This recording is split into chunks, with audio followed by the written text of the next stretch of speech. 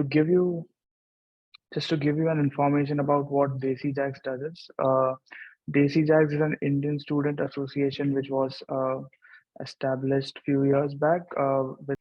Um, what we usually do is help students in getting their housing, getting the visa related requirements, and also helping them with the course help that they need to understand the course better. Um, so I guess we'll just start the session right now. Hey, I'll Dhaval. say, yeah, Yeah, so just to what Dhaval just said, like just to add on to his part, like apart from the pre-admission processes, we also have several cultural and technical festivals as well in the IUPUI. Like we organize them as a part of this, and it is like uh, it comes under events and festivals. So basically, like celebrating the Indian culture in US, and apart from that, like also being a part of the US culture and tradition. So it's basically an international student association wherein we try to help people pre-admission, and when after their post-admission as well. We have an alumni branch as well. And more information will also be provided to each and everyone once you are in the United States and you start your university in the spring 23 semester. So yeah, I guess that will for now we are good to start with the session. okay. Yeah. So first of all, congratulations everyone for getting an IUPUI for the spring admit. Um, and I'll just start by sharing my screen and explaining you about um, the housing options that we you can look at right now.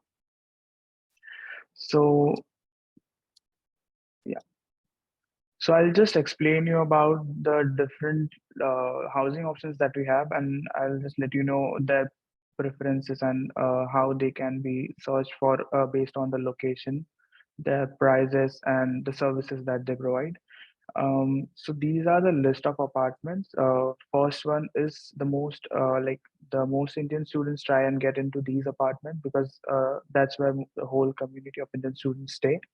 They are the Lockfield apartments, and the second one is the Gardens of Canal Court. So these two apartments are handled by a single property management, and these are the cheapest apartment that you would get around the campus. The range of this apartment vary from 1,200 to about 1,600 to 800. And I'll just explain you about the prices first. This Lockfields is the cheapest. If you want to take a one bedroom apartment, it just ranges from 800 to 1,000, I guess. And for the two bedroom apartment, it ranges from 1,100 to anyway till 1,300 or 200. Same for the Gardens of Canal Court. The one bedroom apartment are 1,200, and it goes up to 1,400. And for the 200, it starts from 1,400 and goes up all the way to 1,600 to 800. Um, this is the second apartment. It's not most people go, but this is where I have stayed and I have experience of about it. This is like the most farthest from the campus. It's not recommended because of the winters are very during the winters, as it is very hard to travel for to the campus. But if you didn't get into any of the other apartments that I would like suggest you, I guess this is a better option that you can look out for. Downside of this apartment is it is very far, like it's 20-minute walk from the campus, and the price is about 2,000 per month. That's the starting range of these apartments. Um, the closest apartment that is there to the campus is Canal Square apartment. Their ranges, they also range from 1,300 to 2,000.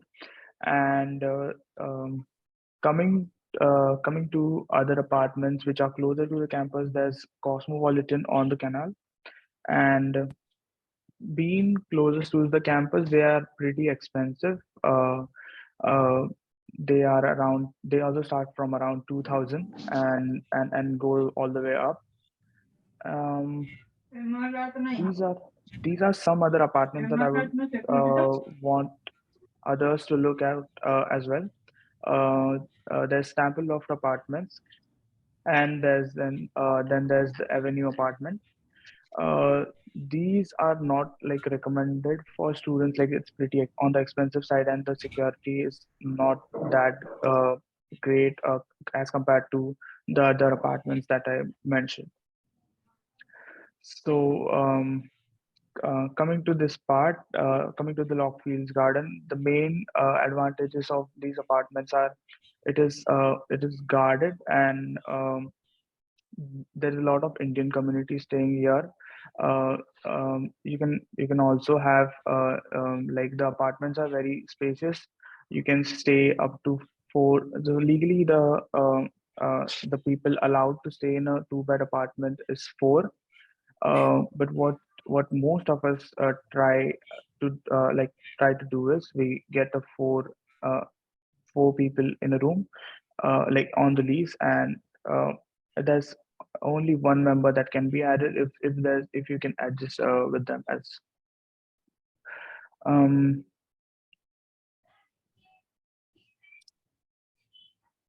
oh okay. Manan, do you want to explain more about GCC, or like how is the stay there? Yeah, yes, sure. So, like, I stay in Gardens of Canal Court.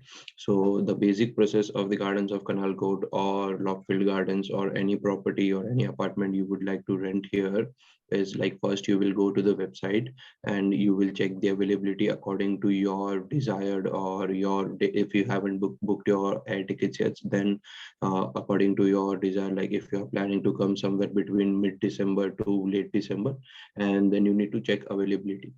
And most of the once you check the availability and apply your filter as per your convenience, like one bed one bath or two bed two bath, and then there will be three floor plans for each of them, like one bed one bath have three floor plans and two bed two bath also have four floor plans. And according to the size of the apartment, the rent varies from like it is written over here like 1373 to 1443, and it is like they are spacious apartments. So yeah, the rent varies according to the square feet of the house. The second thing is like you will see you will see a wait list option, but irrespective of wait list or available, it is always recommended to apply. So there are very less chances that you will see an available option, since these they are always running on the backlog things. So it is always going to be waitlist. Even when I applied and when Dhaval might have applied, he must have also seen a waitlist. But we do get an apartment by applying in the waitlist. But again, there is no guarantee for an apartment. Like even the property owners and the property managers won't give you an assurance that if you apply, you will get an apartment. And once you start applying, there is, yeah, was anyone saying something? Okay, yeah, like if anyone has doubt, like you can just stop us in between, or you can react, or you can just drop a comment, whatever is convenient for you. No, no, yeah, that's fine. Okay, moving ahead, like once you start filling up the form, there is a $100 application fee along with $75 leaseholder fee. So the basic non-refundable fee you'll be paying while apply is $175, and it is a non-refundable fee.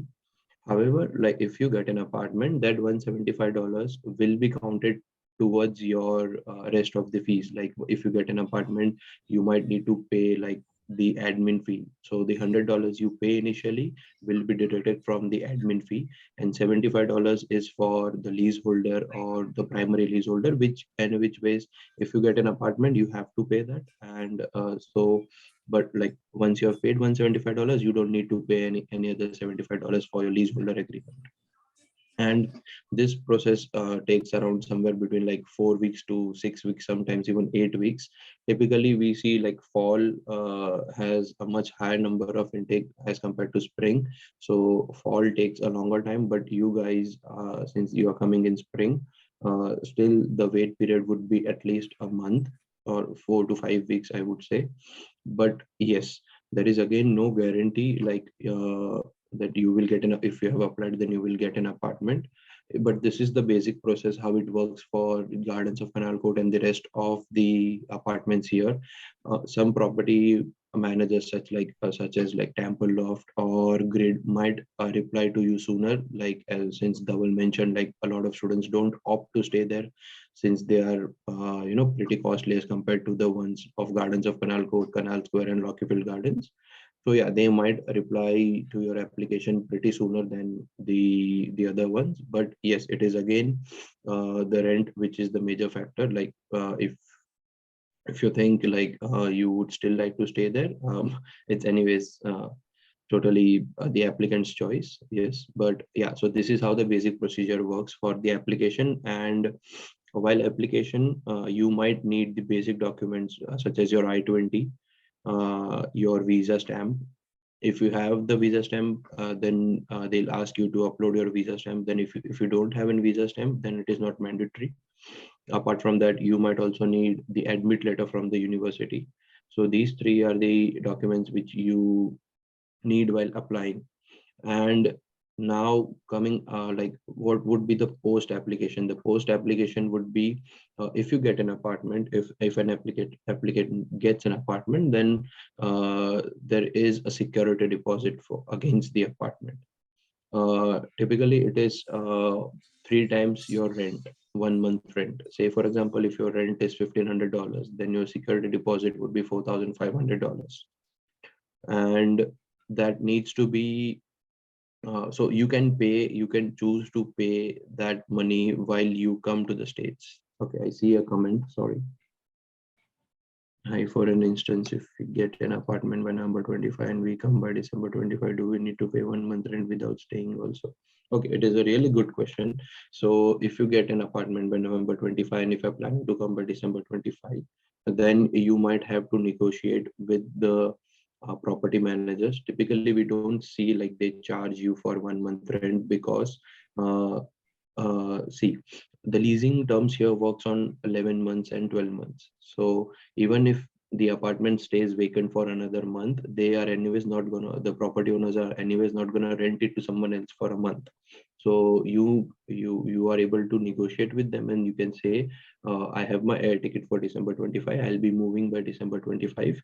And in most cases, they do not charge the 1 month rent. They'll just keep the apartment reserved for you, provided you pay the application fee and you sign the pre-agreement. Like before coming to the US, you have also to digitally sign an agreement. If you are good with that, then they won't charge you rent for that 1 month. Does that make sense, Yeah, I Kiran? guess that would also depend on other apartment. It's not everyone would give you that facility of not charging, because I have like there's a if you consider for grid, they might ask you for month's rent if you're not coming here at that time. So it totally depends on apartments and how you contact with them, and how they react to it. Yeah, Yeah. Sriveda, do you have any question? So, as you mentioned earlier, that we need to pay 3 months rent fee, right? I mean, do we need to pay before we come to US or from? I mean, are we Uh, after going there No, when you we need to arrive? pay there. Yeah, I got your question, ma'am. You will have to pay it while you are signing the physically signing the lease. That is when you come to the United States, and when you are in the United States, you need to physically sign the lease, and at that time you will be paying the deposit. Sorry. While we are here and while booking on online, we'll just need to sign on the lease term, which is an online. Yes. So, okay, Yeah. thank you. And you need to also pay the application fee, which is non-refundable, irrespective if you get an apartment, you don't get an apartment, it is non-refundable. Sorry, what application fees are you referring to? I might have missed a moment. Yeah. So the application fees basically is the fees for the application uh, which you do for an apartment to the property managers on their website. So say for example, Dhaval, can you click on the wait list, the 2 bedroom to any wait list? Yeah. And now here is an option to see the start application thing, right? Yes. Can you click on start application, Dhaval? Yeah.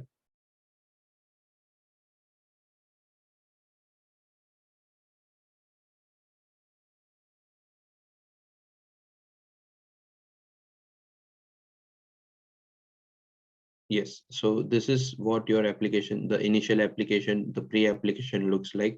If you haven't already created an account, then you will be asked to create an account. And once you have your account, this is what your like application is going to look like. They are going to ask for your uh, basic questions like your name, like your personal details, including your name, phone number, email ID, then your academic details, like what are you planning to study, uh, they might sometimes ask your Indian residential address as well. So yeah, so this is how it's going to look like. It is like basic personal information, address information, and like employment information. Like if you already have an on-campus job, you can put it in the employment thing. Pet information, like do you own a pet? Do you plan to bring a pet along with you, or do you gonna have a pet? Like are you gonna own a pet sometime in the States? Then that is after you stay in the apartment, you have a different form for the pet. And do you already own a vehicle, or are you planning to own a vehicle? So yeah, the basic thing. That's all. Nothing fancy about it, please. Okay, So, yeah, that makes sense. yeah, Sanmukhi, like you asked a question. Hi, what if we want to move in as a group? What will be the process for application and lease agreement that includes all our names? So, what you can do is when you fill this form, you'll see this option of adding your roommates as well. So I'll just show you if that's one second. Okay, so I've not entered my assistant right now, but if you see an option, there's an additional applicants information as well. There you can add the name and other details of your roommate. You can also share, like enter their email ID and ask them to fill it from their end, because that would be more convenient for you guys to do that. You can, I guess, max you can add is more 3 roommates in the lease.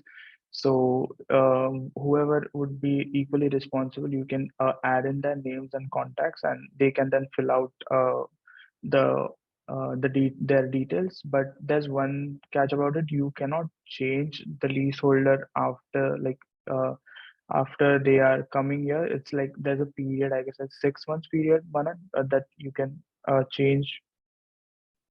Yes, so like in order to change the leaseholder, there is no process to change the leaseholder, but a leaseholder can choose to withdraw staying in the same apartment after 6 months, after successfully staying for 6 months. So say for example, if there are 3 leaseholders or 4 leaseholders in a two-bed apartment, you start to stay in Jan 2023. So any of the leaseholder cannot leave until June 30th June 2023. Post that, it is completely fine. If you want to leave, you can leave the apartment, but the other 3 leaseholders, it is the responsibility of the other 3 leaseholders to successfully pay the full rent. Yeah. We also see another question. Yeah. In that case, what if one group member will not get visa? Yeah. So if you don't get a visa, you always have an option to amend your agreement before signing it. So the agreement also, the lease agreement cannot be signed until all the leaseholders are physically present in the States. Say, for example, if you are moving with 4 people and 3 of them are already in the United States, but one of them is still struggling with visa, and say they have a visa date just like 3 days or 4 days prior to your moving date. In that case, you might need to talk to the apartment owners, like one of our leaseholder is not present in the United States since they are struggling with the visa. So in that case, you can have two options. Either you can get removed that person's names from the lease and as a leaseholder, and then you can later on add as an applicant. Okay, and or in like if they are willing to wait for and like another 3-4 days for your fourth leaseholder to arrive, then that's good. Yeah.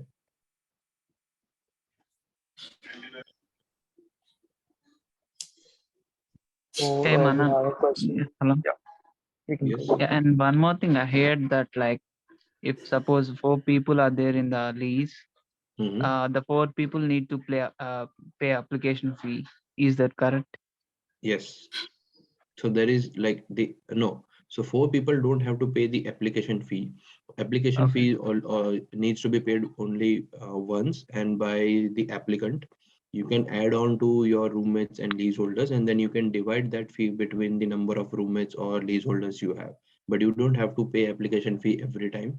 So for each leaseholder, you will have to pay $75, and for each applicant, you need to pay like $25. So if you just want to add someone as an applicant, okay, and don't want to add as a leaseholder, then the charge is $25. And if you want to add someone as a leaseholder, the charge is $75.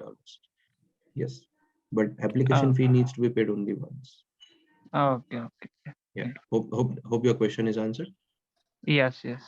Yeah. Hey Okay. Manan, so And just got a bit confused. So this application fee, yeah, we're going to pay $40. The person who's going to be filling it is going to be paying. And you said we can give the names also here, right? The other 3 members, let's say it's a 2 BHK, we can give the other 3 members here. After that, you said something about $25 splitting as per the application. Yeah. yeah, What is so the application fee initially is not $40, it's $100. The $40 is the utility bill, which will be added to a rent every month. So the application fees is $100. That is that so that goes under the name of admin fee, and the one who applies becomes the primary leaseholder by default.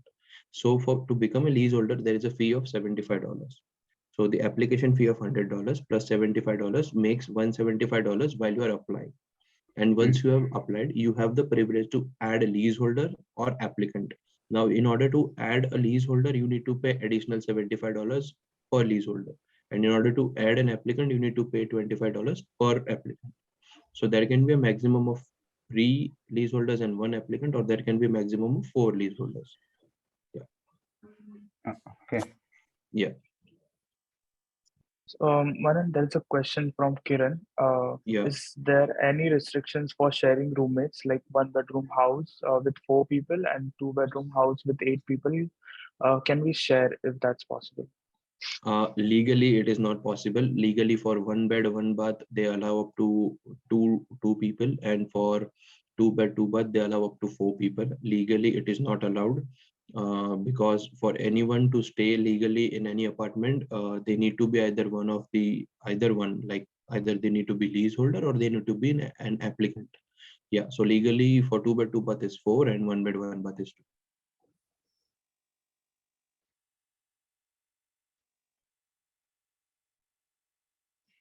Yeah. Yes. So yeah, this is the basic application thing, what it looks like, and I guess it is pretty similar for all of the apartments, just a bit of here and there. That's all. Yeah, Dhaval, you can move ahead with your next step. Okay. So just listing down again the apartments from the cost, based on the cost perspective, the first apartments that you can look at, which are the cheapest, are Lockfields GCC. Okay, sorry to Then the interrupt you, price, Dhaval. We have yeah, another question from Miss Neha. yeah. Miss Neha is asking, if we are a group of 5, can there be only 1 or 2 leaseholders, and can the rest be applicants? Uh, yes, ma'am. If you are a group of 5 and if you are opting for a 2 bed, 2 bath apartment, the first thing they will ask you to limit your applicant or leaseholders to a number of 4. There can be a maximum of 4 people in a 2 bed, 2 bath apartment. For 5 people to stay in the same apartment, you need to check for like 3 bed, 2 bath or 3 bed, 2.5 bath apartments, which are pretty costly. Yeah. So there can be only maximum of 4 number in a 2 bed, 2 bath apartment legally.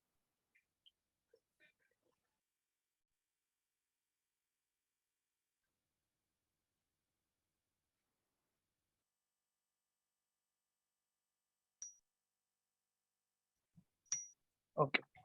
So yeah, I'll continue. So first one, same price about the. Okay, what we can do is, I guess the time is about to end. I'll share one more link in the group. I guess we can leave the call right now and join in that link, and I'll explain it from here, if that's okay.